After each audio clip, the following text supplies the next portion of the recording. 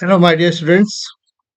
मेरे कुछ स्टूडेंट्स ने कहा कि एमसीक्यूज पर वीडियो बनाएं जिससे उनका एग्जामिनेशन फ़ायदा हो।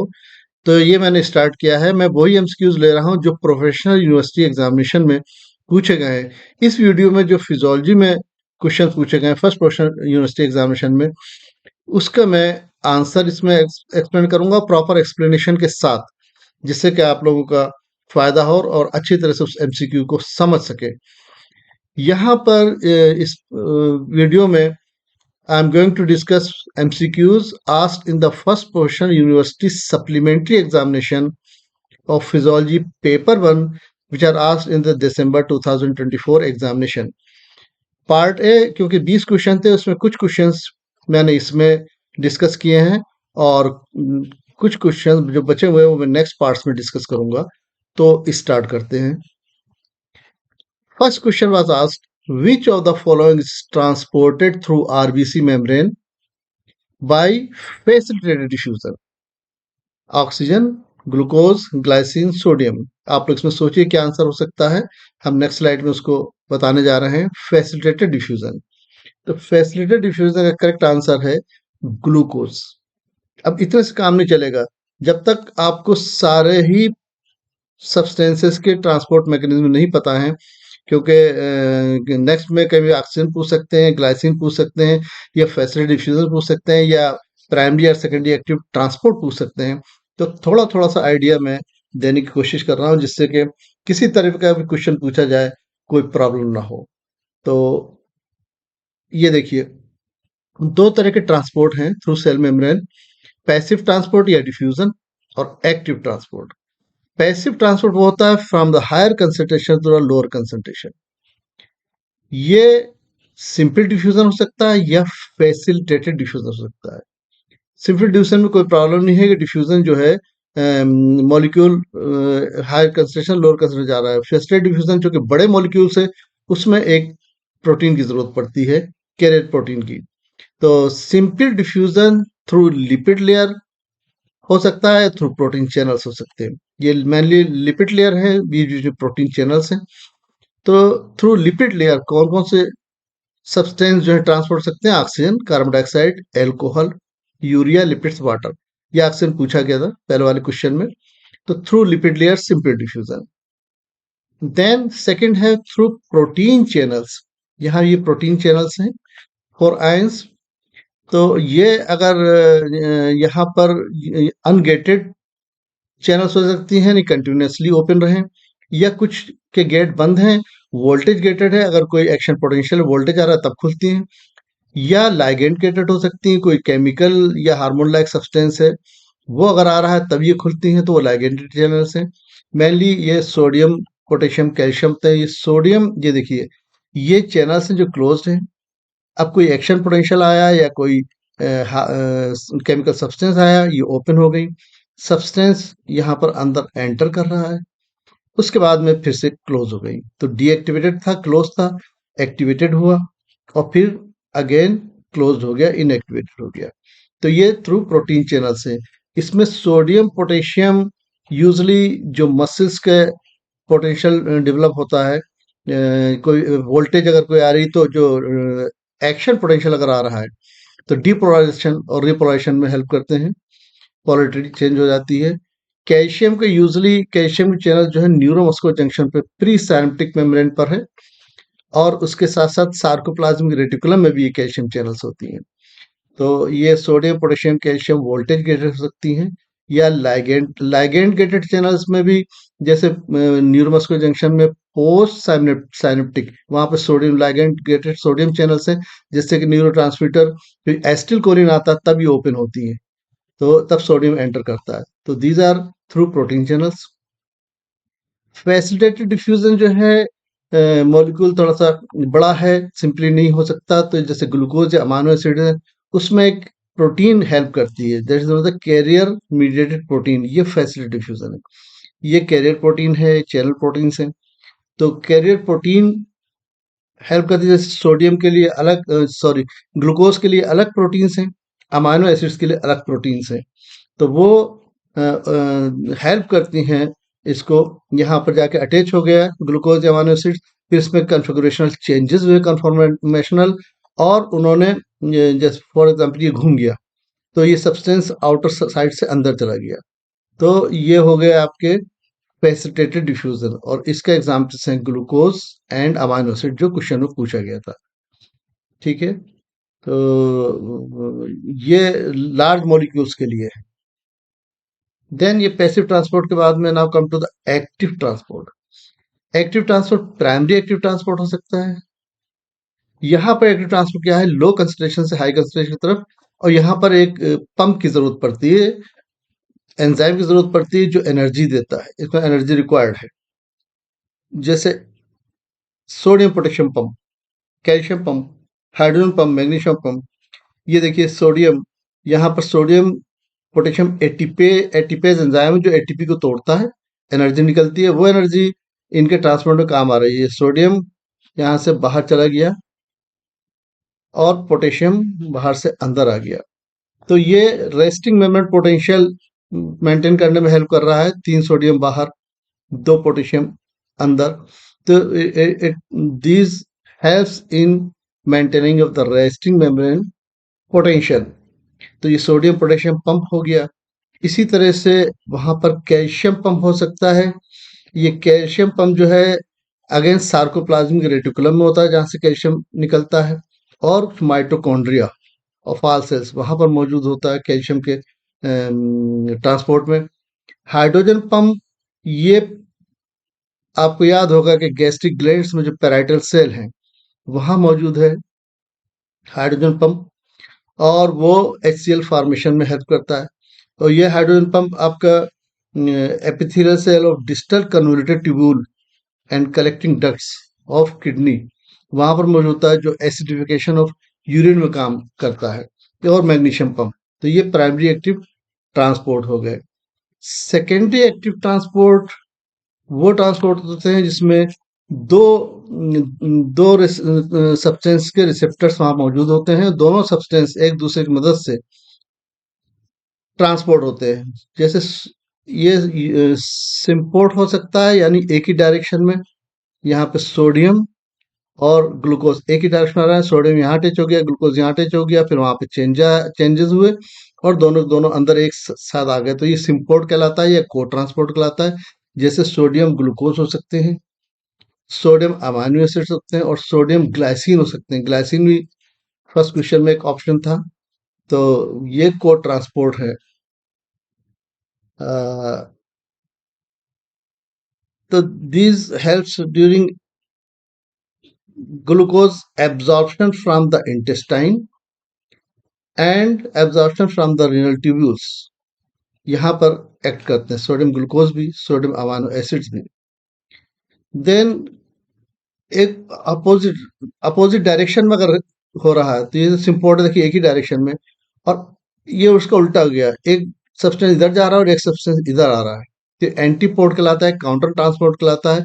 इसमें सोडियम कॉमन है, यूजली कॉमन है, जैसे सोडियम कैल्शियम एक्सचेंज हो रहा है, sodium hydrogen, sodium potassium, sodium magnesium, calcium potassium भी हो सकता है, और क्लोराइड बाइकार्बोनेट भी हो सकते हैं। तो sodium hydrogen usually renal tubular cells में एंटी ट्रांसपोर्ट भी होता है। तो ये अपोजिट साइड में, जैसे यहाँ पर देखिए, ये एक इस डायरेक्शन में, ये एक इस डायरेक्शन में, ये प्राइमरी एक्टिव था। सेकेंडरी में ये दोनों हो गए, सिम्पोर्ट हो गया, ये सिम्पोर्ट है, ये एंटीपोर्ट है, और ये यूनिपोर्ट है। तो इस तरह से आपका पैसिव ट्रांसपोर्ट और एक्टिव ट्रांसपोर्ट बारे में बात कर लिया। कुछ और भी चीजें हैं, ऑस्मोसिस तीसरा स्पेशल टाइप ऑफ डिफ्यूजन है।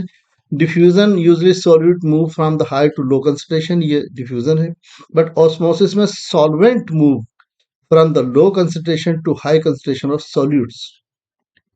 तो ट्रांसपोर्ट ऑफ वाटर और other solvent from the low concentration to high concentration of solute through a semi permeable membrane. और अगर ये movement of water inside the cell हो रहा है, this is not the endosmosis. Movement of water outside the cell, this is not the exosmosis. ये एक तीसरे type का हो गया। चौथे टाइप कुछ स्पेशल टाइप के ट्रांसपोर्ट्स हैं जो एंडोसाइटोसिस या एक्सोसाइटोसिस कहलाते हैं। एंडोसाइटोसिस भी 3 तरह के हैं, फेगोसाइटोसिस, सेल ड्रिंकिंग कहते हैं, इसे लार्ज बैक्टीरिया फॉरेन बॉडी है। पाइनोसाइटोसिस फेगोसाइटोसिस सेल ईटिंग है, पाइनोसाइटोसिस सेल ड्रिंकिंग है। बैक्टीरिया, एंटीजेंस वगैरह और रिसेप्टर मीडिएट एंडोसाइटोसिस। ये देखिए फेगोसाइटोसिस, कोई यहाँ पर बैक्टीरिया आए, लार्ज बैक्टीरिया फॉरवर्ड बॉडी, इसके बाद एक डिप्रेशन बनना शुरू हो गया और उसके बाद ये डिप्रेशन आप पूरा मिल गया और यहाँ से टूटा हिस्सा और अंदर चला गया, ये फेगोसाइटोसिस हो गई। स्मॉलर बैक्टीरिया है, ये एंटीजन से यहाँ पर इस तरह से यहाँ पहुंच रहे हैं, ये भी सेम प्रोसेस है, but this is not pinocytosis या सेल ड्रिंक, ये सेल ईटिंग है। और रिसेप्टर मीडिएटेड एंडोसाइटोसिस, वहां पर रिसेप्टर्स मौजूद हैं जो हेल्प कर रहे हैं और ये अंदर को चले जा रहा है, तो ये रिसेप्टर मीडिएटेड एंडोसाइटोसिस है with the help of a receptor protein, clathrin कहलाता है यूजुअली वो। For example hormones, lipids, bacteria, toxin, virus, antibodies, ये ट्रांसपोर्ट होते हैं, तो ये एंडोसाइटोसिस हो गए हैं। लेकिन इसका जस्ट रिवर्स एक्सोसाइटोसिस, जैसे secretory substances like waste products, toxin, hormones, neurotransmitter, ये बाहर जा रहा है, ये देखिए, ये तो एंडोसाइटोसिस, ये एक्सोसाइटोसिस, ये वहां बाहर पहुंचे, अटैच हो गए सेल मेम्ब्रेन से, उसके बाद में फिर यह हिस्सा यहाँ से खुल जाता है, टूट जाता है और ये बाहर चले जाते हैं, दिस इज एक्सोसाइटोसिस। तो एक तरह से आपका पूरा ट्रांसपोर्ट थ्रू सेल मेम्ब्रेन, कहीं से कुछ भी पूछ ले जाए आप आंसर दे सकते हैं, इवन अगर शॉर्ट नोट या फुल क्वेश्चन भी आ रहा है तब भी आप बता सकते हैं। Transport through cell membrane, different substances किस किस मैकेनिज्म से कैसे ट्रांसपोर्ट होते हैं ना। फिर से हम फर्स्ट क्वेश्चन पे आते हैं। क्वेश्चन पूछा गया था, which of the following transported through RBC membrane by facilitative fusion, oxygen, glucose, glycine, sodium. चार ऑप्शन दिए गए हैं, इन चार ऑप्शन में कोई भी पूछ लिया जाए। जैसे ऑक्सीजन है तो ऑक्सीजन का क्या आंसर होगा, by simple diffusion through lipid membrane. Glucose का कैसा होगा, by facilitated diffusion which is a carrier protein mediated process with the help of glucose transporters, जो ग्लट मॉलिक्यूल्स कहलाते हैं, थ्रू आरबीसी मेम्ब्रेन। और साथ ही साथ ग्लूकोज जो है सेकेंडरी एक्टिव ट्रांसपोर्ट के जरिए भी ट्रांसपोर्ट हो रहा है with the sodium ions from proximal renal tubules and intestinal lumen, ये ग्लूकोज का हो गया। Glycine by the secondary active co-transport which is coupled to the uptake of sodium, usually hydrogen chloride ion से, by two main glycine transporters GlyT1 and GlyT2। Sodium भी इसमें option था, तो sodium अगर पूछा जाए तो it is transported by almost all the mechanisms. Passive transport भी है through protein channels, primary active transport भी है, सोडियम पोटेशियम पंप है, सेकेंडरी एक्टिव ट्रांसपोर्ट भी है, यूनिपोर्ट या सिम्पोर्ट या को ट्रांसपोर्ट के जरिए, और एंटीपोर्ट यानी काउंटर ट्रांसपोर्ट भी है। तो ऑलमोस्ट ऑल मैकेनिज्म में ये सोडियम का ट्रांसपोर्ट होता है। तो ये आपका पूरा आंसर विद एक्सप्लेनेशन हो गया। Now come to the second question. Second question जो पूछा गया एग्जाम में वो है cyanosis can be clinically detected when deoxygenated haemoglobin rises above, ये ऑप्शन है 0.05 ग्राम पर 100 ml ऑफ ब्लड, 0.5 ग्राम पर 100 ml ऑफ ब्लड या डेसीलीटर, 5 ग्राम पर 100 ml डेसीलीटर ऑफ ब्लड, 50 ग्राम पर डेसीलीटर या 100 ml ऑफ ब्लड। तो क्या आंसर है ये आप सोचिए।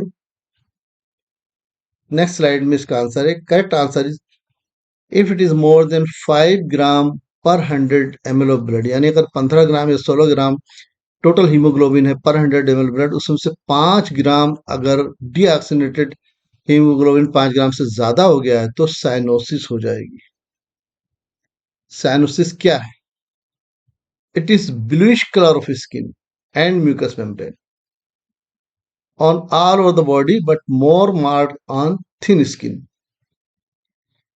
यूजली ब्लूइश कलर कहाँ पे है, लिप्स पे, टंग पे, cheeks, ear lobes, nose tips, finger tips above the base of the nails, nail beds, nail bed. और उसके बाद क्यों होता है, due to presence of deoxygenated haemoglobin more than 5 gram per dL of blood.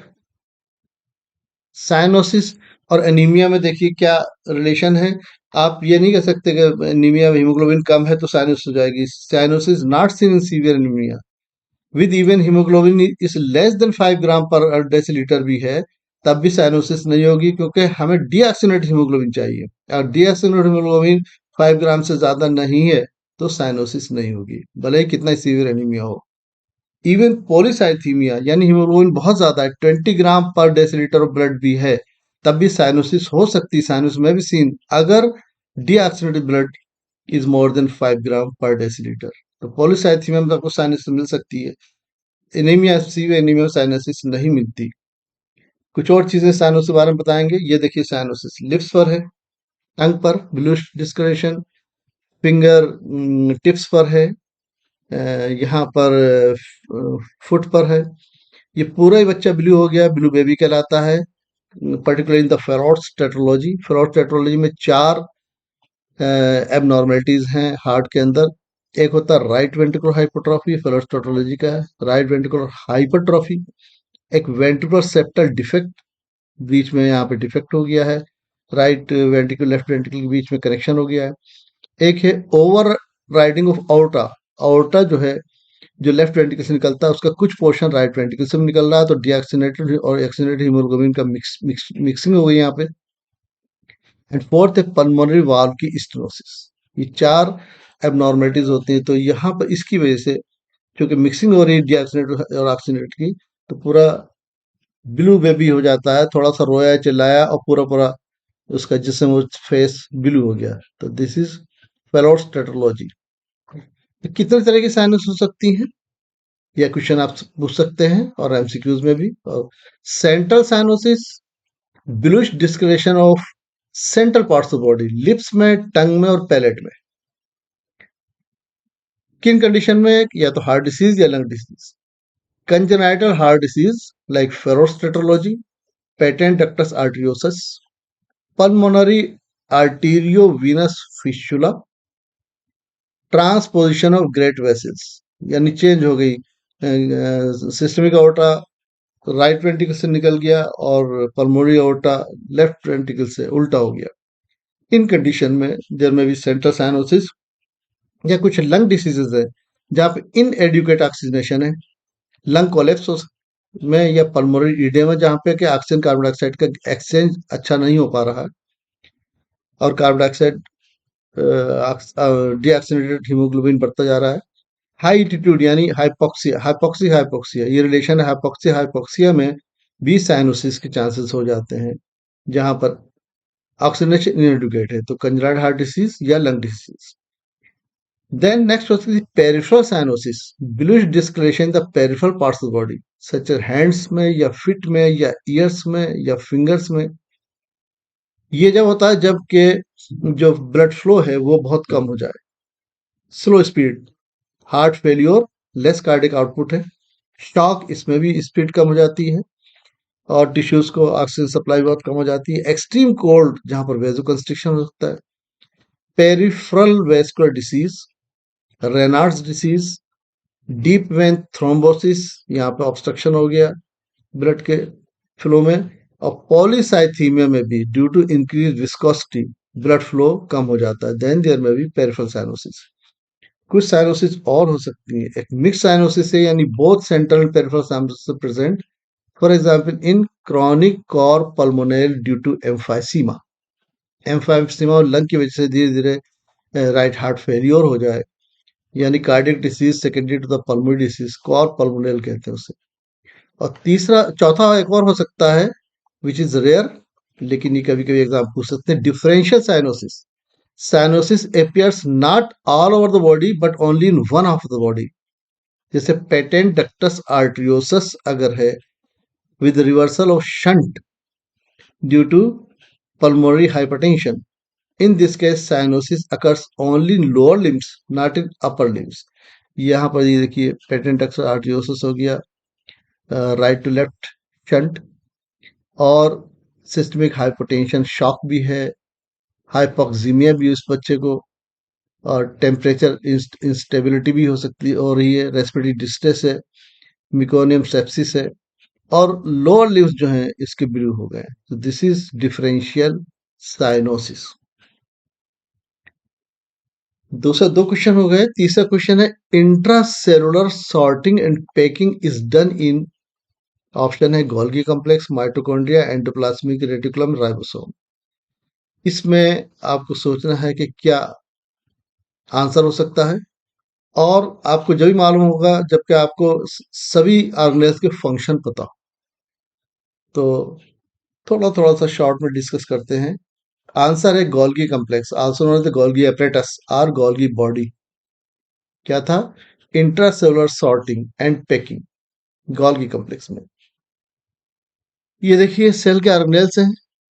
Cell के अंदर ये nucleus है, न्यूक्लियोलस है, माइक्रोविलाई हैं, वेजाइकल्स है, सेंट्रोइल्स है, माइटोकॉन्ड्रिया है, माइक्रोट्यूब्यूल्स हैं, ये साइटोप्लाज्म है, ये सेल मेम्ब्रेन है, ये गोल्गी एपरेटस है। और एंडोप्लाज्मिक रेटिकुलम भी है जो कि स्मूथ भी हो सकते हैं और रफ भी हो सकते हैं। ये देखिए ये स्मूथ एंडोप्लाज्मिक रेटिकुलम है, और अगर यहाँ पर अगर राइबोसोम्स आ गए तो एक ग्रेनुलर या रफ एंडोप्लाज्मिक रेटिकुलम है।